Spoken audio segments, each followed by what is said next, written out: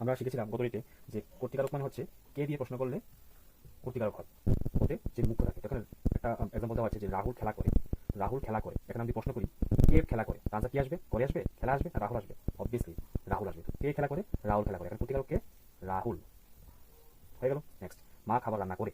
তো এখানে যদি কে দিয়ে প্রশ্ন করি, আনসার কি আসবে? করে আসবে, রান্না আসবে না খাবার আসবে না মা আসবে? কারেক্ট, মা আসবে। ঠিক আছে, কে রান্না খাবার রান্না করে? মা খাবার রান্না করে। এখানে আনসার হচ্ছে মা। এখানে কর্তৃকারক হচ্ছে মা।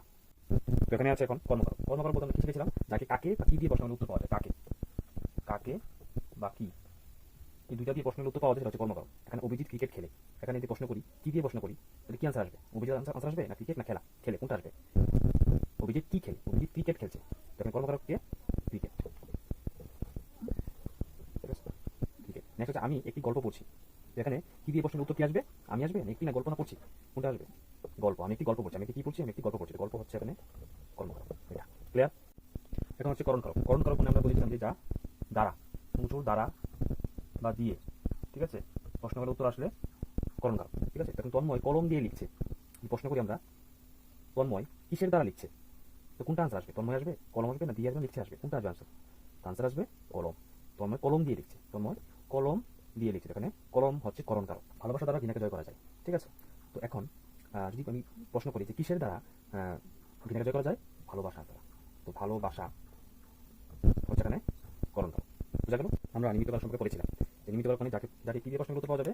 কিসের জন্য বা কার জন্য? কিসের জন্য, কিসের জন্য বা কার জন্য। এখানে এখানে কি দেওয়া আছে? বৃষ্টির কারণে খেলাটি বন্ধ হয়ে গেল। তো আমরা কিসের জন্য দিয়ে কোশ্চেন করলে আনসার কি পাবো? কিসের জন্য খেলাটি বন্ধ হয়ে গেল? বৃষ্টির জন্য, বৃষ্টির কারণে। এখানে বৃষ্টি হচ্ছে নিমিত্ত কারক।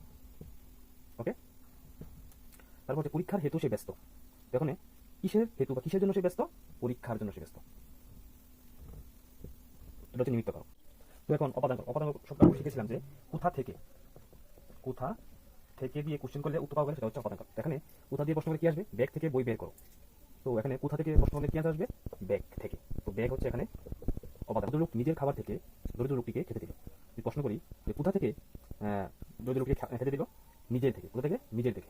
তো নিজের খাবার থেকে। ঠিক আছে, নিজের খাবার থেকে, নিজের খাবার থেকে, নিজের খাবার থেকে। ঠিক আছে, এটা হচ্ছে এখানে অপাদান কারক। তো লাস্ট হচ্ছে অধিকরণ কারক। অধিকরণ কারক বলতে আমরা বলেছিলাম যে কোথায় দিয়ে প্রশ্ন করলে, ঠিক আছে, কোথায়, কোথায় দিয়ে প্রশ্ন করলে উত্তর পাওয়া গেলে এটা হচ্ছে অধিকরণ কারক। ক্রিয়া প্রতি রবিবারে গ্রুপে যায়। তো কোথায় দিয়ে প্রশ্ন করলে কি আসবে? ক্রিয়া প্রতি রবিবারে কোথায় যায়? গ্রুপে যায়। তো গ্রুপে হচ্ছে, হ্যাঁ গ্রুপে একা হবে এখানে, এবারে গ্রুপে যায়। তো গ্রুপে হচ্ছে এখানে অধিকরণ কারক। কৃষকরা ভোরবেলা মাঠে যায়। তো কোথায় দিয়ে প্রশ্ন করলে কি আনসার আসবে? কৃষকরা ভোরবেলা